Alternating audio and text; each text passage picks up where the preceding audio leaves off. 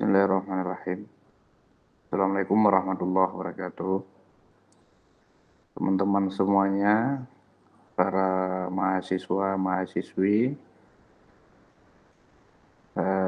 Prodi Ilmu Administrasi Negara yang bergabung dalam mata kuliah saya pada semester ini. Selamat bergabung semuanya.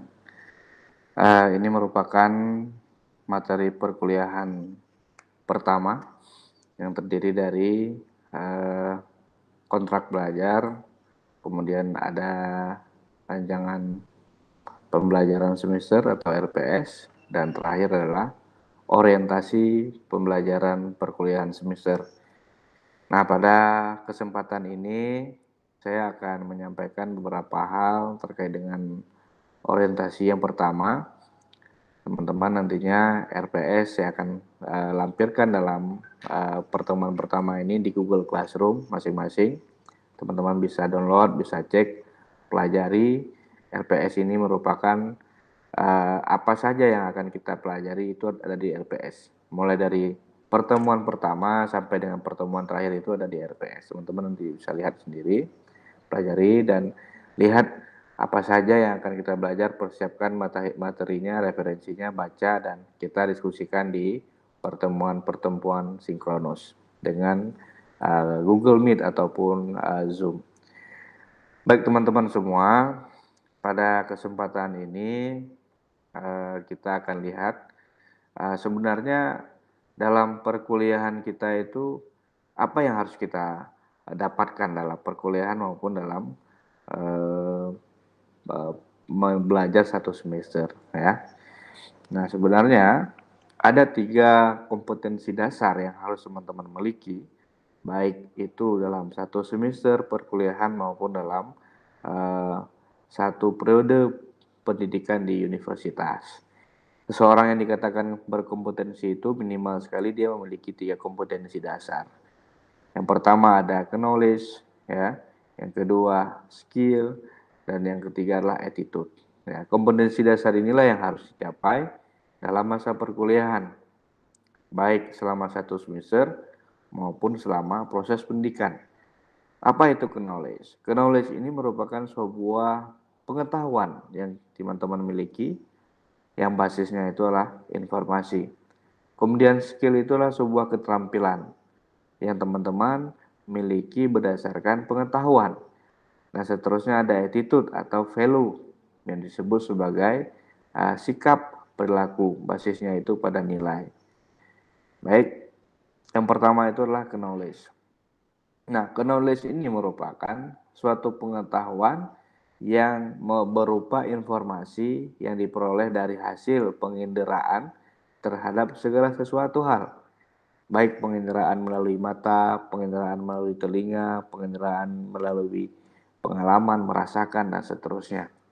Nah, misalnya dalam proses perkuliahan, pengetahuan teman-teman boleh mendapatkan itu melalui mendengar ceramah dosen, mendengar apa yang disampaikan dosen, materi perkuliahan, nasihat-nasihat, kemudian kisah-kisah, kemudian juga tentang pelajaran-pelajaran dan apapun yang diceritakan berdasarkan pengalaman dosen ataupun mendengarnya dengan ceramah dosen itu disebut sebagai pengetahuan yang berupa informasi-informasi yang teman-teman bisa dapatkan melalui hasil bacaan, hasil pengetahuan dosen yang kemudian ditransfer kepada teman-teman lewat audio ceramah teman-teman. Nah ini selain itu juga didapatkan melalui membaca materi, membaca buku, jurnal, internet, dan lain-lain. Misalnya teman-teman ingin belajar tentang apa? Tentang pembangunan misalnya. Teman-teman bisa mencari materi-materinya di buku, baik materi yang disajikan oleh dosen, begitu juga dengan jurnal, begitu juga dengan internet, ya, dan juga bisa melalui koran dan lain-lain. Ini didapatkan, pengetahuan itu didapatkan dari hasil membaca. Nah, kemudian juga mengamati dan meneliti. Nah, ini juga bisa didapatkan pengetahuan. Misalnya teman-teman datang ke sebuah tempat, keluar dari rumah, mengamati sekitar, apa yang terjadi di sekitar kita. Bagaimana interaksi sosial, bagaimana sebuah fenomena-fenomena yang terjadi di lingkungan, di perjalanan, dan lain-lain. teman-teman bisa mengamatinya dan teman-teman bisa mengambil sebuah pemahaman, sebuah pengetahuan, oh ternyata kondisinya begini, begini, begini. Begitu juga dengan pengalaman yang terlibat dalam berbagai aktivitas pembelajaran. Misalnya kita pernah mengikuti kepanitiaan, kita tahu bagaimana sebuah proses kepanitiaan itu berlangsung, tahapan-tahapannya apa saja dan lain-lain, itu juga menjadi sebuah pemahaman yang didapatkan melalui pengalaman. Pengalaman di organisasi, pengalaman di di sebuah kegiatan event-event dan lain-lain, atau perjalanan ke luar negeri, perjalanan naik gunung, perjalanan berbagai macam, itu disebut sebagai pengetahuan-pengetahuan yang didapatkan berdasarkan pengalaman. Nah, pertanyaannya adalah, apakah pengetahuan itu cukup untuk mengantarkan kita sebagai orang yang berkompeten? Tentu tidak. Bagaimanalah orang yang misalnya yang ahli berenang, dia menguasai teori-teori berenang, sedangkan dia tidak pernah berenang. Apakah dia disebut sebagai ahli renang? Atau dia memiliki kompetensi untuk berenang? Tentu tidak. Ya, karena untuk bisa berenang itu haruslah dia memiliki keterampilan, bukan hanya pengetahuan. Begitu juga yang disebut sebagai pemimpin. Kita belajar ilmu kepemimpinan, tapi tidak pernah mempraktekkan kepemimpinan, baik dengan kelompok, baik dengan organisasi, lembaga, maupun dengan kelompok-kelompok kecil. Begitu juga dengan ilmu pedang misalnya, kita menguasai berbagai macam jenis pedang dan seterusnya, tapi kita tidak pernah memakainya, tidak pernah mempraktekannya.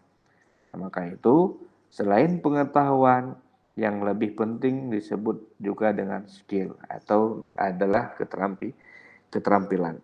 Keterampilan itu berarti kemampuan berdasarkan pengalaman yang didapatkan melalui kebiasaan dan latihan secara rutin.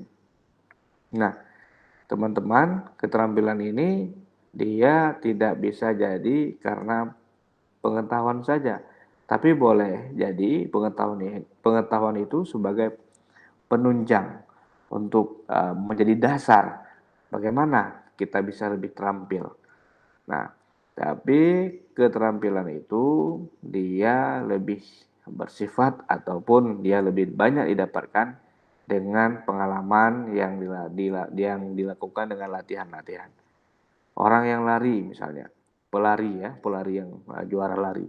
Kenapa dia bisa hebat? Karena dia sering melatih berlari-lari, ya. Bukan berlatih lari dari kenyataan. Kalau lari kenyataan itu udah lain lagi ceritanya. Nah, ini kita melatih membiasakan diri. Nah, kemudian apa yang ada dalam keterampilan? Ada banyak hal, skill. Yang pertama itu adalah basic literacy skill, ya.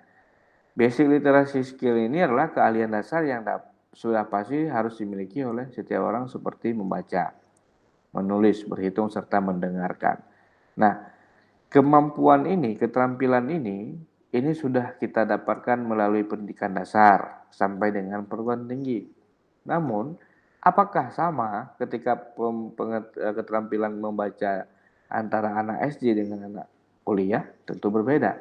Ya, membaca anak SD itu masih terbata-bata, membaca anak SMP, membaca anak SMA. Nah, bagaimana kita bisa membaca dan memahami dan mengambilkan sebuah kesimpulan? Nah, begitu juga dengan menulis. Bagaimana menulis anak mahasiswa itu, anak-anak kuliah itu berbeda dengan anak SMA.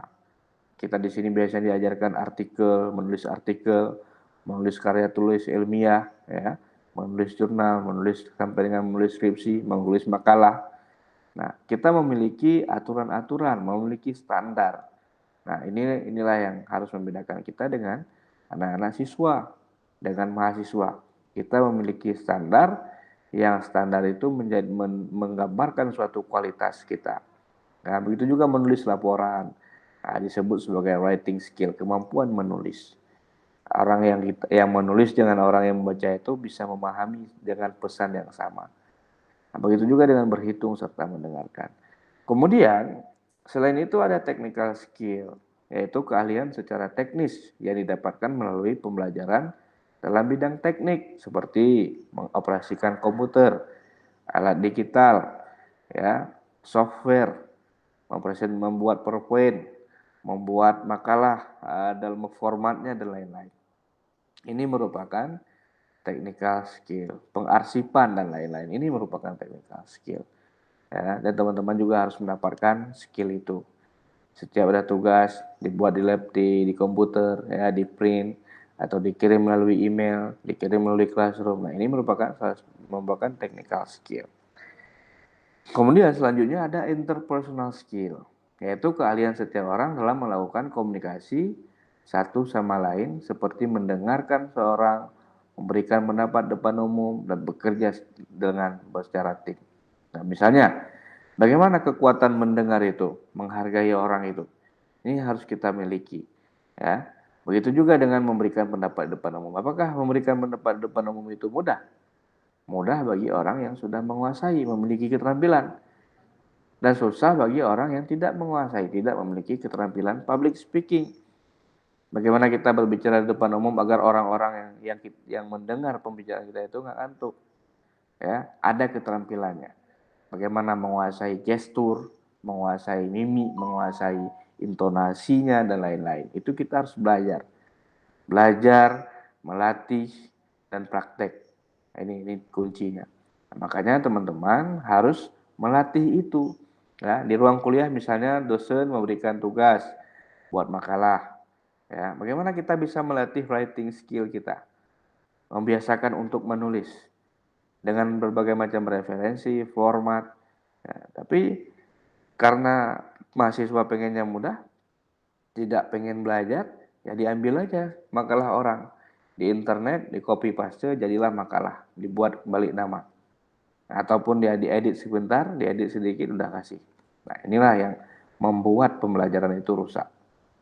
Padahal dosen sudah melakukan metode pembelajarannya agar mahasiswa diarahkan memiliki writing skill, menulis makalah, menulis karya ilmiah yang benar, sehingga ketika menyusun skripsi itu nggak capek lagi. Karena sejak makalah itu sudah dilatih. Begitu juga dengan public speaking skill. Ada presentasi makalah, presentasi tugas, presentasi resume.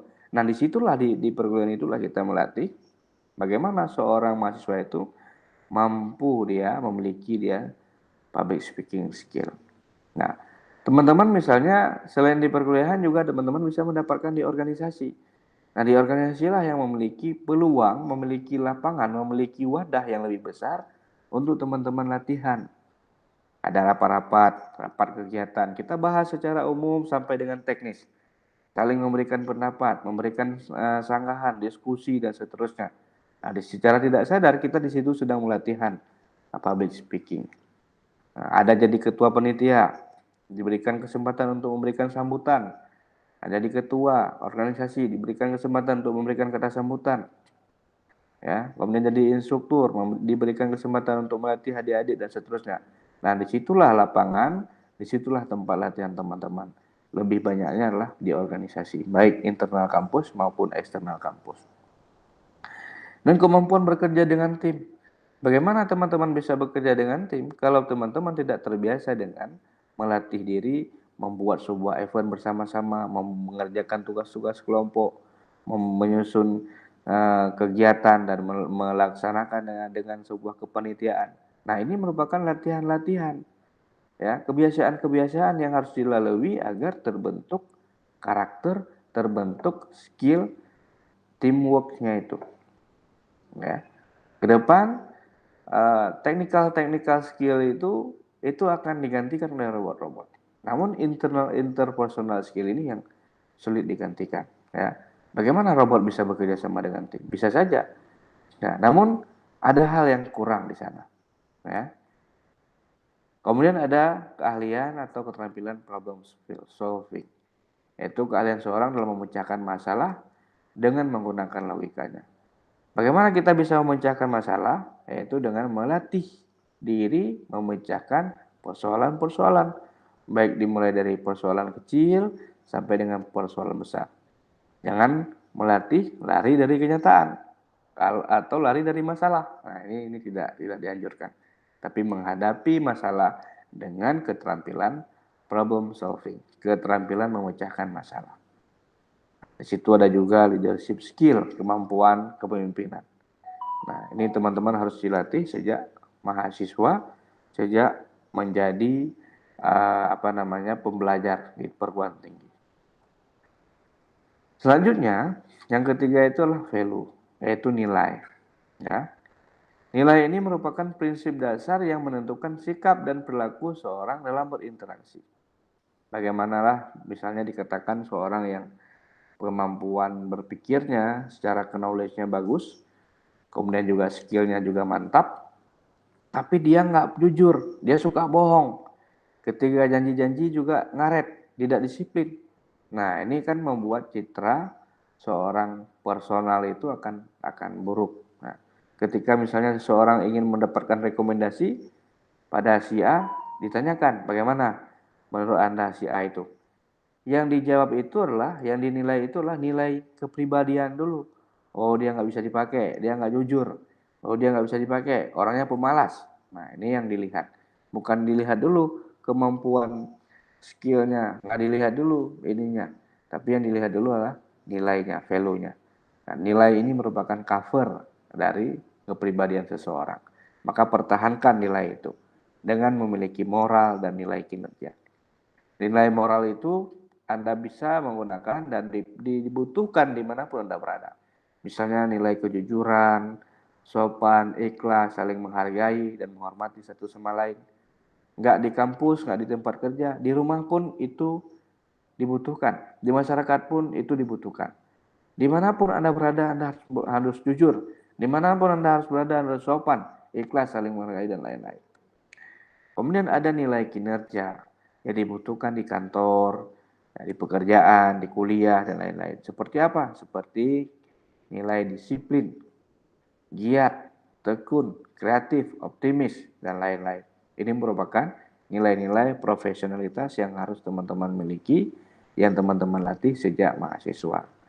Maka setelah itu ada beberapa petua yang ingin saya sampaikan. Gunakanlah setiap waktu dalam proses perkuliahan untuk meningkatkan 3 kompetensi tadi, yaitu knowledge, skill, and value.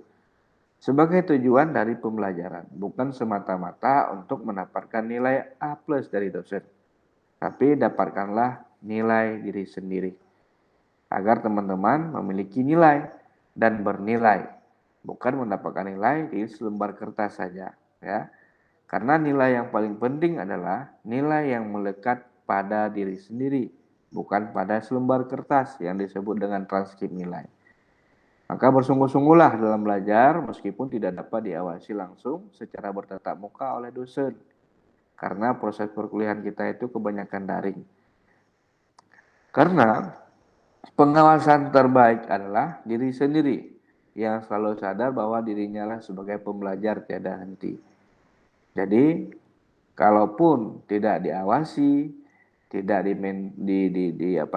dimentori oleh dosen, maka teman-teman harus sadar bahwa apa yang dipelajari itulah untuk teman-teman sebagai bekal untuk masa depan teman-teman semua. Barangkali ini saja yang bisa saya sampaikan untuk perkuliahan pertama sebagai orientasi kelas. Silakan teman-teman belajar RPS, cari bukunya, cari referensinya, cari jurnalnya, nanti agar kita bisa hidupkan diskusi dalam perkuliahan di kesempatan-kesempatan yang akan datang. Lebih dan kurang saya mohon maaf. Billahi taufiq wal hidayah. Terima kasih. Salam hangat. Assalamualaikum warahmatullahi wabarakatuh.